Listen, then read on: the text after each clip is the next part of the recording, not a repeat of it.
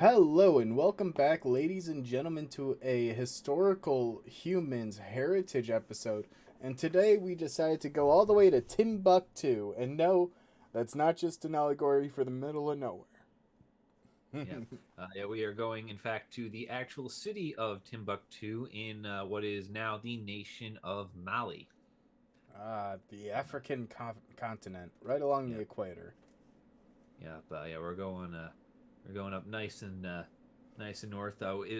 Timbuktu is located at the edge of the Sahara Desert, and it is an ancient city founded in the 5th century. But the big reason as to why it is on this list is because of what it did in the 15th and 16th century, where it became home to a number of major temples, universities, and mausoleums dedicated to the spread of Islam into the region.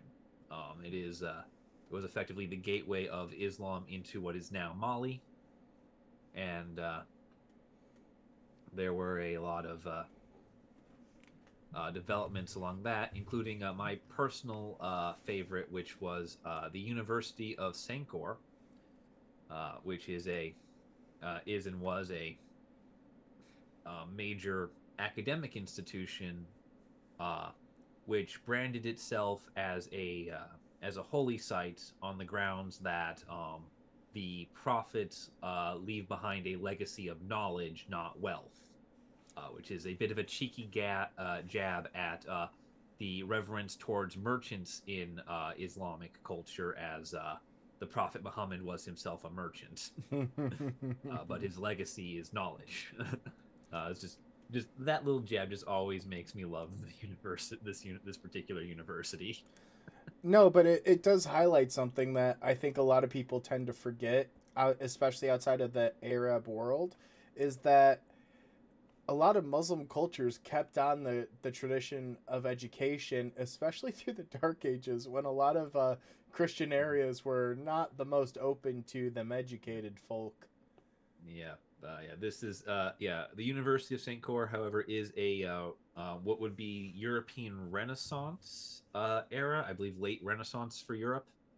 So it is at a time when learning has in fact returned to the West, uh, while having never left the rest of the world.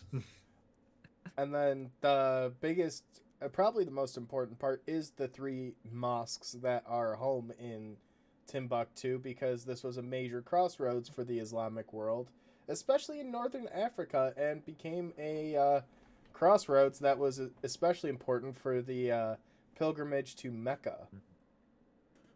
Yep. Yeah, indeed.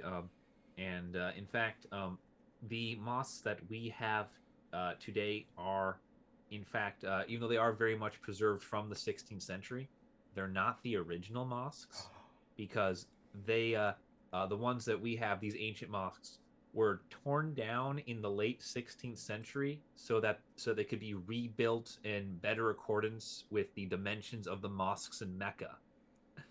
Uh, so it was a they basically destroyed it in order to make it holier.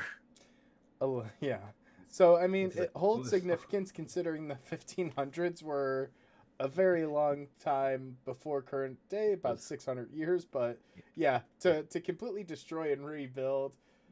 it was already a perfectly functional mosque. It just didn't match the one in Mecca, and the ruler was mad.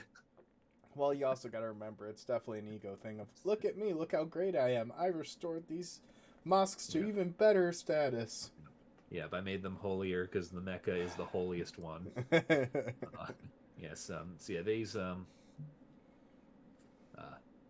yeah. So the mosques, the mausoleums, the university, all this stuff. I believe there is a total of 16 collected sites that combine to make the UNESCO World Heritage Site of Timbuktu, all of which show religion, architecture, and the local culture blending with Islam and effectively spreading Islam into sub-Sahara Africa. Because if Timbuktu does not exist, there's no avenue for Islam to travel down.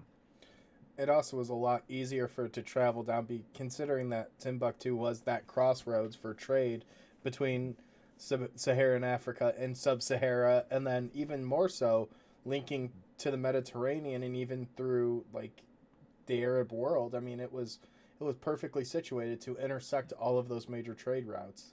Well, yeah, because if you look at it, it's because if you look at it on the little map up to the side, it's basically if you just hop the Strait of Gibraltar and march south, you run into it. Yeah, so there's the Strait of It's Gibraltar on the map. You go yeah, straight south. There's that. You see the nice the easternmost nice red coast. dot. Yeah, See the dot, and that's then cross the Sahara, and you're in yeah, Arab world, Arabic yeah. world. You're in Timbuktu. Uh, I you're in thought it was Timbuktu. just the middle of Iowa. Yeah. Anyway, um, however, Timbuktu, I believe, is possibly the first site that we have covered in this series that is, in fact, in very real and legitimate danger of losing its protected status. Um, and this is not because the site is under threat from, you know, violence or physical destruction by that means, but because the city of Timbuktu is very much still a living city, and continued recent urban developments have caused some of these temples to lose part of their plazas, which is just the open space out front. It's not technically part of the temple, so it wasn't technically destroying the temple to build something there.